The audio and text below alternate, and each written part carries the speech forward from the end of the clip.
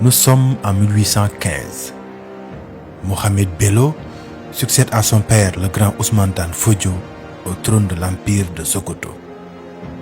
Désormais, il règne sur une population à majorité Hausa. Un grand défi l'attend.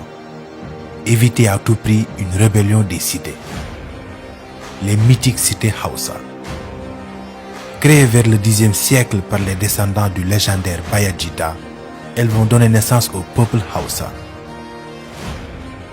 Un peuple dont le commerce et l'artisanat vont dessiner le territoire et les propres frontières. Un peuple avec une forte capacité assimilatrice qui va, au fil des siècles, exercer une forte attraction chez les ethnies voisines. Majoritaire dans le nord du Nigeria et dans le sud du Niger jusqu'au lac Tchad, ils constituent l'un des groupes ethniques les plus importants d'Afrique. Leur langue, classée dans les langues afro-asiatiques, est la troisième langue d'Afrique avec plus de 63 millions de locuteurs.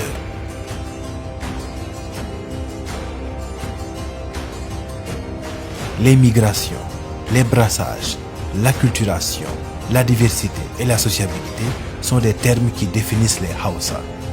Aujourd'hui, nous allons raconter leur histoire et comme celle de plusieurs peuples, elle commence par une légende.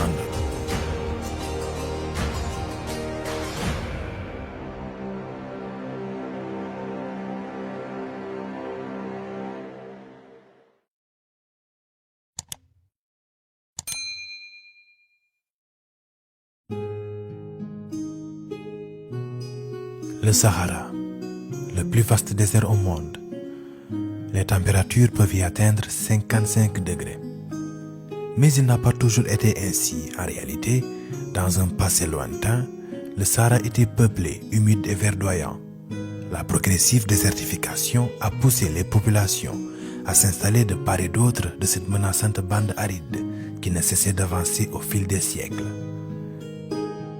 C'est ce qui arriva, selon la légende, à un certain Bayajida, originaire de Bagdad et sa suite, installé vers le Xe siècle dans les massifs de l'Aïr. Suite à la dessiccation accrue de cette région, ils décidèrent de migrer vers le sud. Ils arrivèrent au royaume des Kanouris, connu sous le nom de Kanem, et qui s'était formé autour du lac Tchad. Au Kanem, Bayajida épousa une princesse et eut un fils du nom de Biram.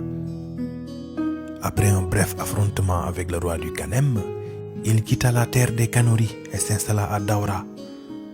La légende veut que Bayajida ait tué un serpent qui vivait dans un puits à Koussougou, situé à Daura. En effet, le serpent terrorisait la population et la privait d'eau, ne l'autorisant à se servir uniquement les vendredis. Malgré les avertissements, il se rendit au puits un jeudi pour aller chercher de l'eau. C'est de là que proviendrait son nom, Bayajida, qui signifie celui qui ne comprenait pas.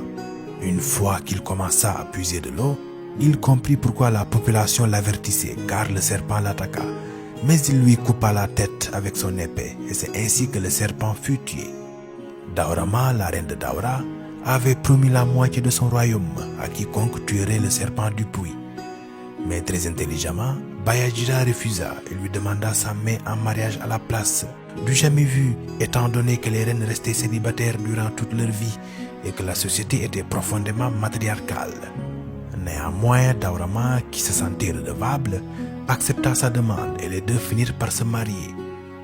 De cette union naquit Bao, qui à son tour eut 6 fils, lesquels, en compagnie de leur oncle Biram, demi-frère de Bao et fils de la princesse Kanouri, dirigèrent les 7 États Hausa, dits Hausa Bakwai, qui sont connus sous les noms de Daura, Kano, Katsina, Zaria, Gobir, Rano et Biram.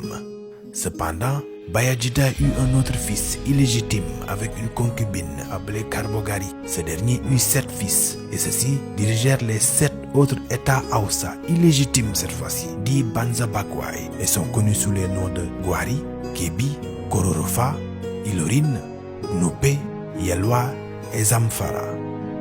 Donc l'histoire des Hausa, c'est la rencontre entre un prince originaire de Bagdad et une reine qui régnait sur un peuple d'agriculteurs.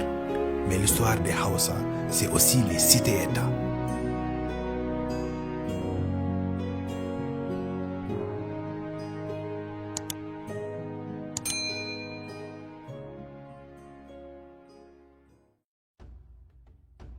Au fil des siècles, ils développèrent une langue commune et maintinrent des mœurs semblables. Leur cité devenait un à un des villes fortifiées qui contrôlaient leurs campagnes environnantes respectives.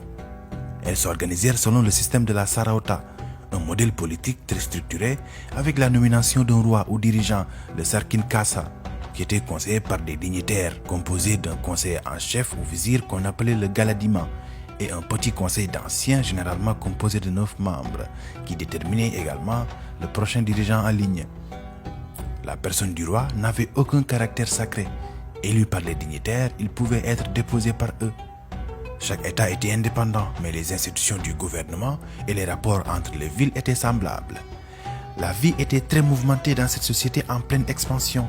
Un système fiscal très élaboré contribua à la naissance d'une économie complexe dans laquelle l'agriculture, le commerce, mais aussi l'artisanat se combinaient pour assurer le développement des villes. Il y avait une telle production de richesses que les cités étaient protégées par des remparts qui pouvaient atteindre 15 mètres. Ce système économique, qui était très profitable aux Masu Sarauta, c'est-à-dire aux nobles, allait profiter aussi à un autre rang social qu'il a lui-même donné naissance. Il s'agit des hommes riches ou Masu Arzeki. Ils dominaient le marché et disposaient de capitaux importants et de clientèles extrêmement ramifiées, dont la plupart étaient des Masu Sarauta. À côté de l'aristocratie et de la bourgeoisie, nous avions les hommes pauvres appelés Masu Talauchi, qui, en paraphrasant Karl Marx, étaient les prolétaires de l'époque, exploités et sous-payés.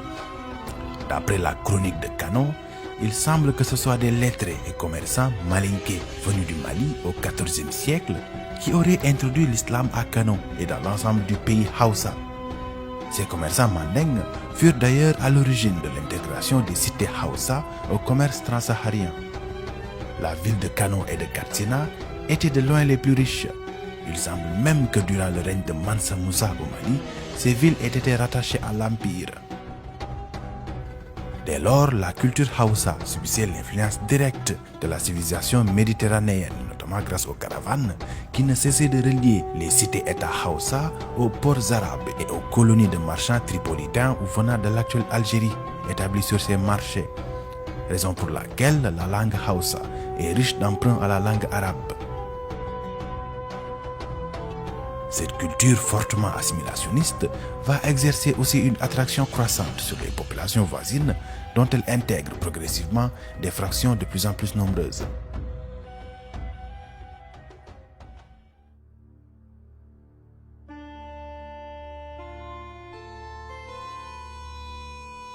Le 12 avril 1493, Mohamed Touré renverse Soni Baro, fils de Soni Alibert, lors de la bataille d'Anfao et devient empereur du Songhai, créant ainsi la dynastie des Askia. Entre 1500 et 1501, il occupe le Dendi, s'empare de l'empire du Mali et mène ensuite la guerre sainte contre le roi animiste Nasséré du royaume Mossi. En 1512, il fait alliance avec Kanta, roi de Kébi, l'un des Banzabakwai, et marche vers l'est, où il annexe les États Hausa de Katsina, de Gobir et de Kano.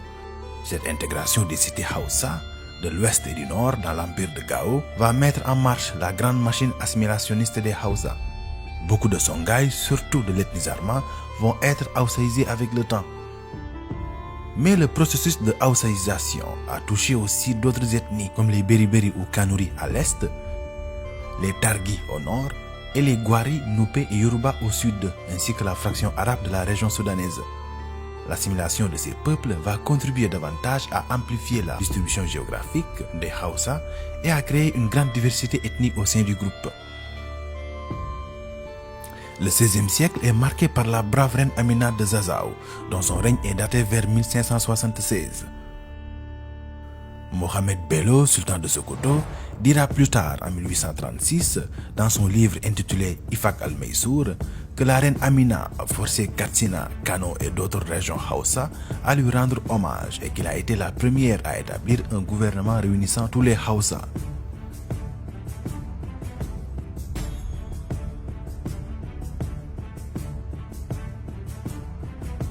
Mais le terme Hausa n'était utilisé qu'à partir du XVIe siècle de notre ère, car les gens se nommaient eux-mêmes en fonction de la ville ou du royaume spécifique d'où ils provenaient, vu que le peuple Hausa était en mouvement constant.